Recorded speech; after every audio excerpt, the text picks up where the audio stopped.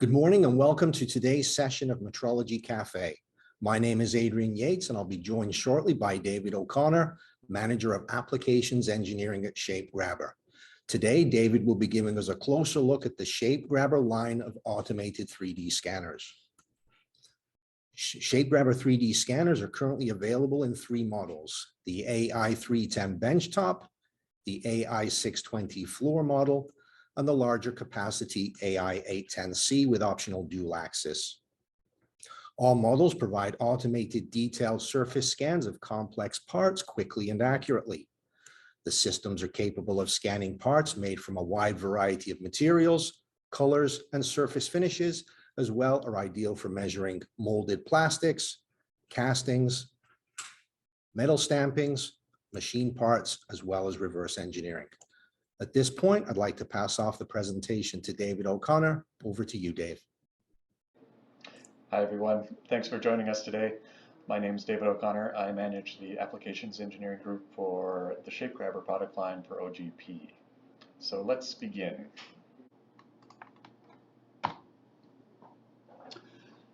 So to begin, let me give you just a little bit of background. So the scanners we're looking at today, the ShapeGrabber product line, they're products from OGP, optical gauging products. And OGP has been in business for over 75 years, designing and manufacturing precise metrology equipment with a focus on vision-based systems.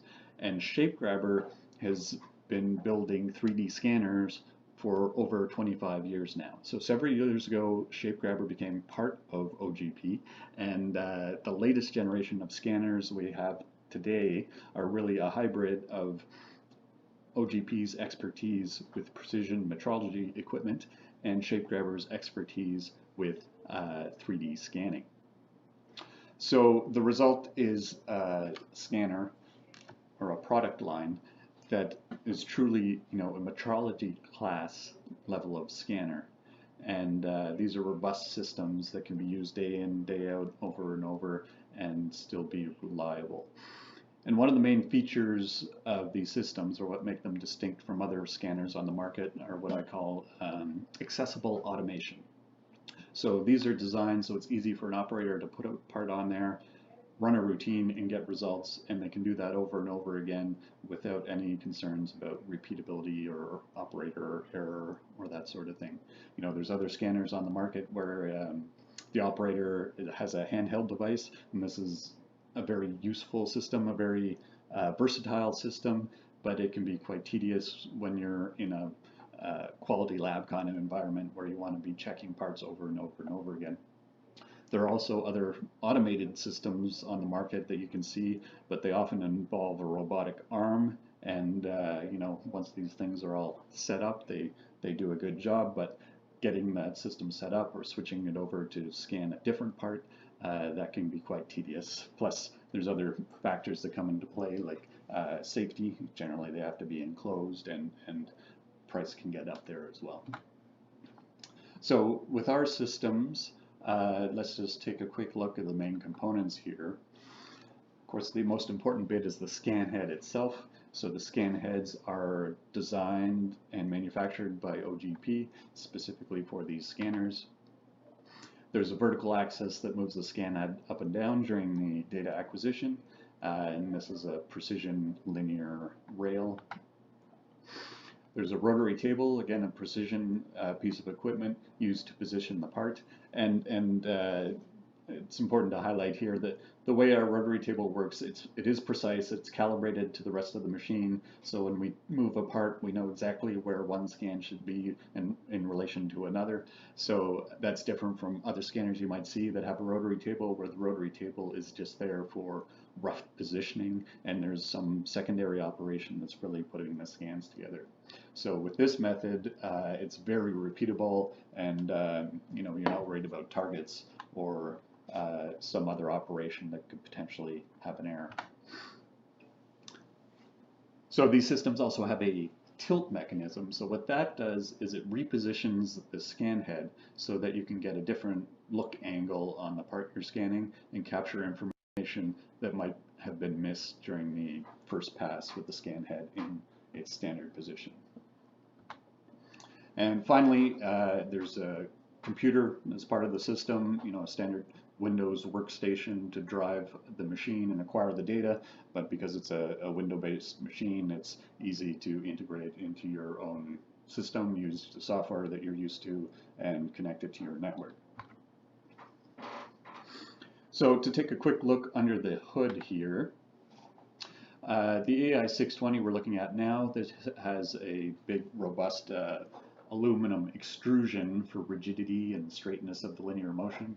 Underneath the rotary table, there's that granite base, again, for rigidity. And all this robust structure lets us put quite a bit of weight on there. You can put up to 80 kilograms on the rotary table.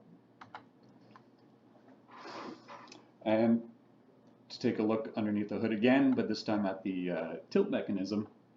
So the way this tilt mechanism works, it rotates the scan head for a new look angle. So the idea is if you put, say, a simple cube on there, you can capture all 5 faces of that cube, the sides and the top, by angling that scan head and getting that new look angle. Of course, you're still missing the bottom, but then the part can be reoriented and scanned again to capture any missing information if required.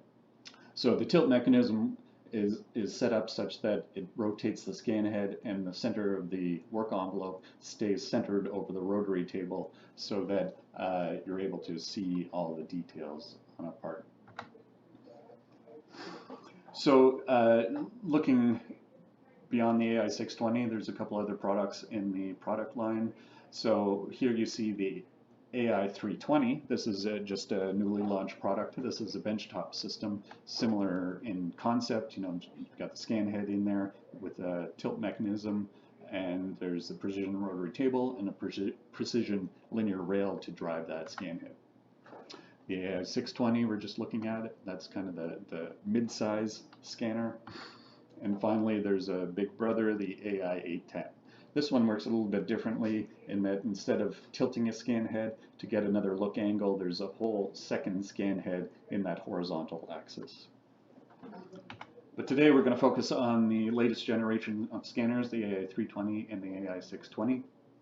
So when it comes to the measuring range, the linear rail in the AI320, that gives you 300 millimeters of travel, whereas on the AI620 you've got twice that, 600 millimeters of travel.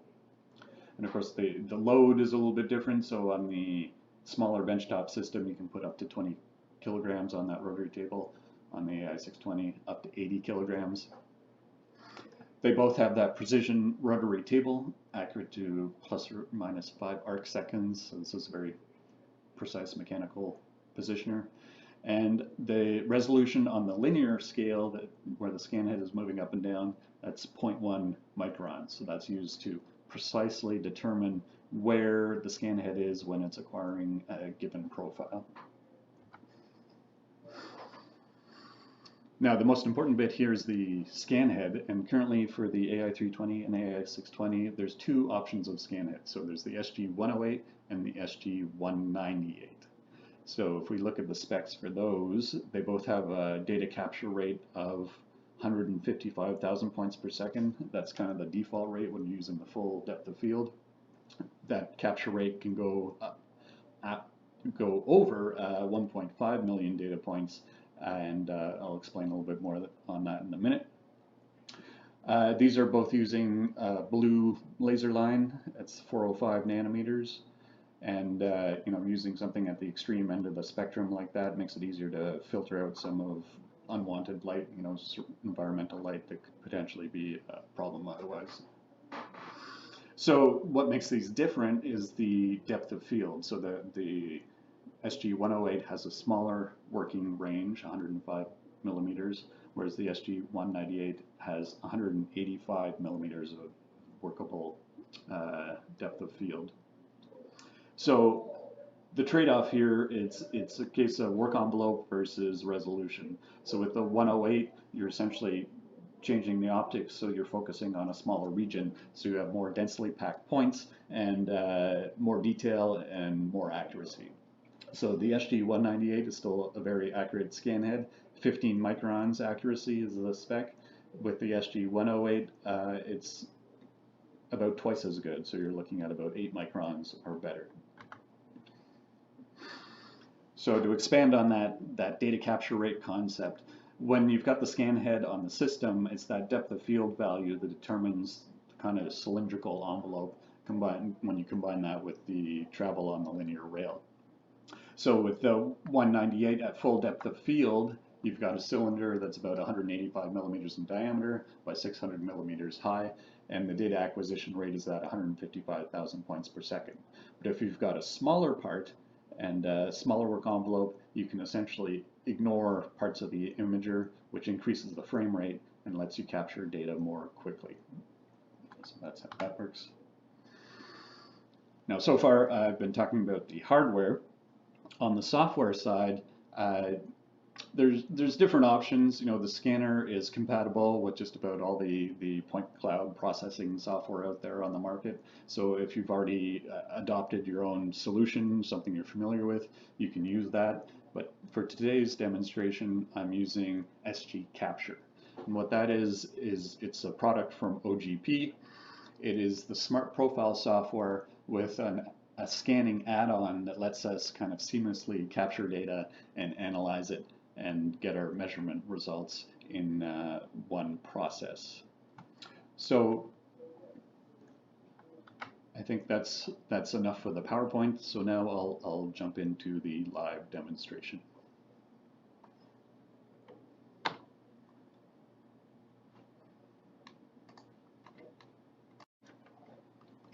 Okay, so what you should see on screen now is the SmartProfile SG Capture software. So what I want to do is show you running an existing inspection routine and how straightforward that is, because that's really what the ShapeGrabber scanners are all about, making it easy to check a part. So what you see on screen is essentially the program. We're looking at the CAD model, which is the nominal geometry with some dimensions associated with it. So if I want to get some results in here, I launch the SG Capture, which is the scanning portion of the software, and that will launch the scanning interface. I'm bringing up a camera as well so you can see what's happening on the scanning side. So on the camera, you'll see a part on the rotary table, and the scan head is just kind of sticking out a little bit on the left. You'll see that in action once we get going here. So to run the inspection, what I'll do here is pull up a macro. And these would typically be organized by part number, so you can just pull up the appropriate part number. And when I say macro, sometimes that makes people a bit nervous, but you can see it's very straightforward. Just a handful of steps. It's all human readable. You know, it's going to delete any existing scan data so that doesn't confuse things. Gives a message to the operator to tell them what to do. Pulls up the appropriate scan properties, does the actual scanning, and then sends the results over for analysis. So I'll go ahead and run this so that I get this message and this photo telling the operator what to do with the part. I've already placed the part here. In this case, I'm just setting it right on the rotary table. You know, in general, you'll probably want to have some sort of fixture to hold the part rigidly, but for this demonstration and with this part, it happens to stand fine on its own. So I'll go ahead and hit continue.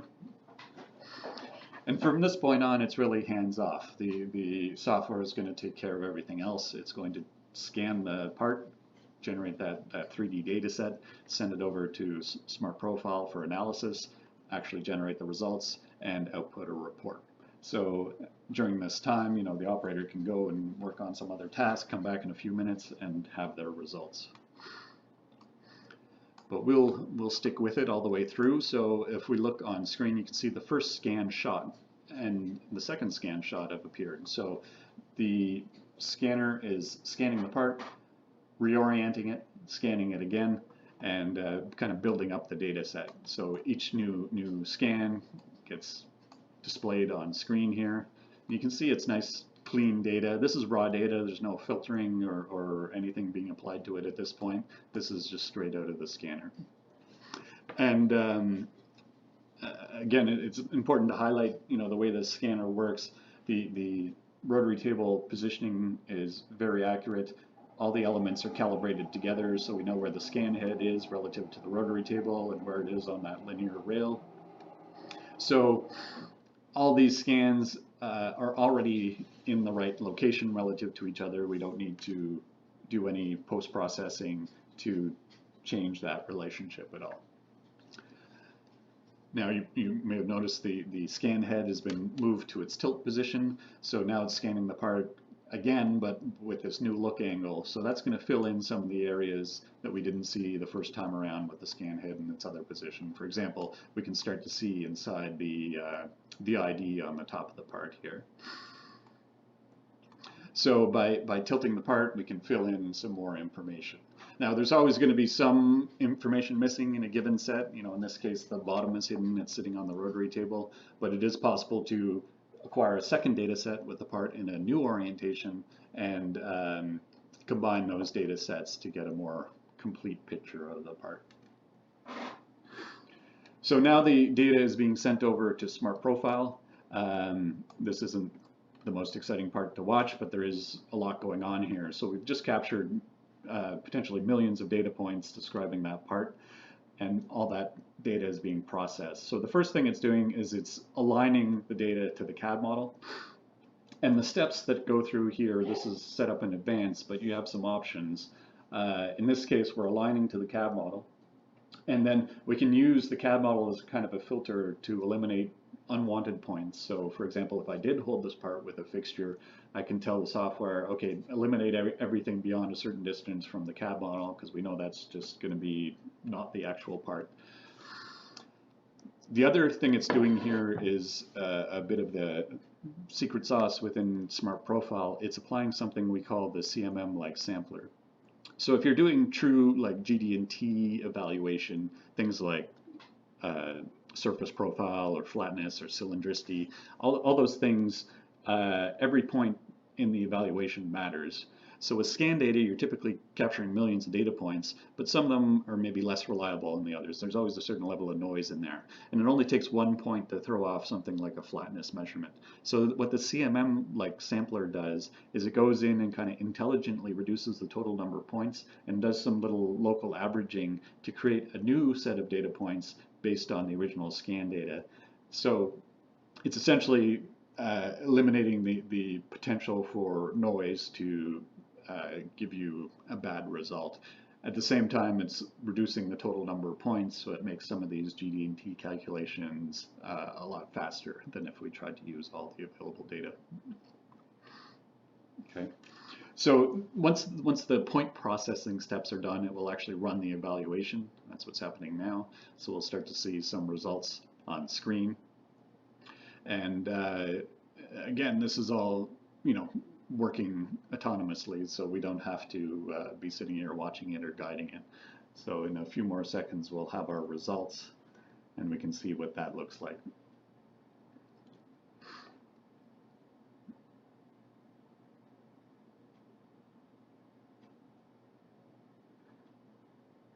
So those results are popping up on screen. You can see the CAD model still in that purple color, and the pink points are the points being evaluated.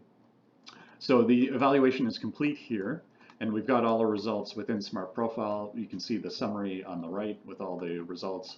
The software at the very top right, it's just flagging that there is a failed condition. If you had a part with 100 different dimensions on them and only one failed, it might not be immediately obvious, but this highlights the fact that there is a failed condition, so we should look at that more closely. The other thing I wanted to highlight here is in this reports folder, it's automatically generated a couple of reports. So if you're less interested in kind of going in and interrogating the results in the 3D software, you can just have it output the report, and you can look at those results. And the report is in a couple different formats. There's a lot of options there, but in this case, we went with a PDF and a .csv. So the CSV file is useful if you're going into your own SPC software or into your own database, and the PDF is a graphical representation. So I'll just pull that up on screen here. Now I get this big commercial use only banner on here because I'm using a demonstration license. But we can still look at the results here. So there's a summary at the beginning where we see, there were 13 dimensions evaluated, 5 passed and 8 failed. There were 2 tolerances. Tolerances in this case means your GD&T callouts, and those both passed. So you can see the detailed results in tabular form. This is all customizable, but you can include some graphical images to show certain dimensions.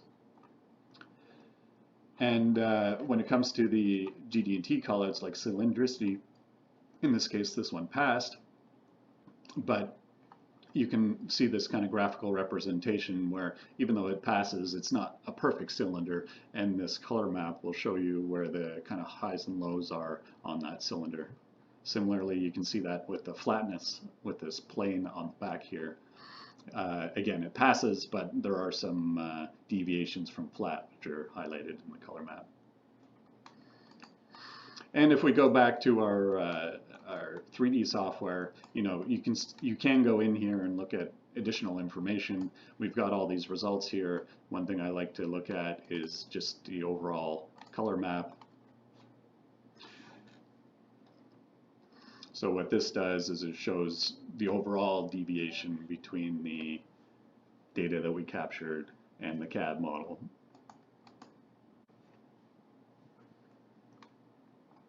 On screen here. So the colors here, you can see green is where there's a close match between the data and the CAD, and then when you see the blues, those are low areas on the part relative to CAD, and the oranges, the reds, those are high areas. So this just gives you a quick overall view where you can see what's in and what's out, and where there may be problems that we want to go and investigate further. So that's the quick kind of running an existing routine. Now from here, we'll look at starting a routine or creating a routine from scratch, so you can see what's involved in that.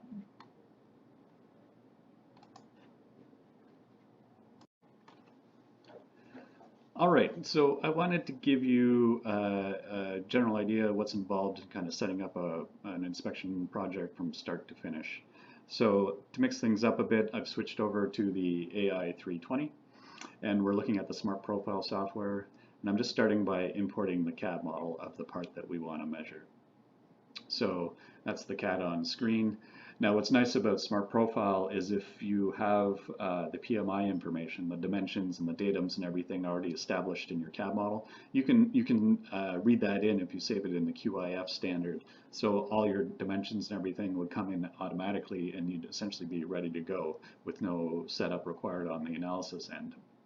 I don't have that, so I'm going to do it manually. So I'll do a distance here. I'll just measure from this face to this face.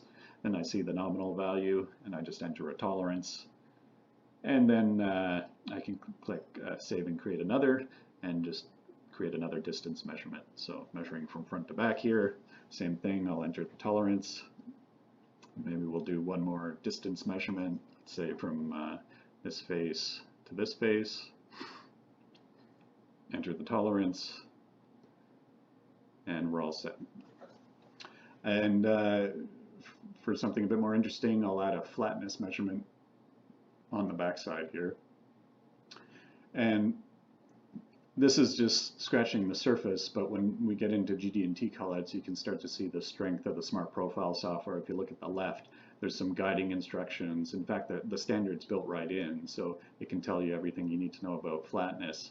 And if you get into something more involved, like true positions or tiered callouts, the software will tell you if maybe something doesn't make sense. So if you have an operator that isn't a GD&T expert, there's some guidance built into the software.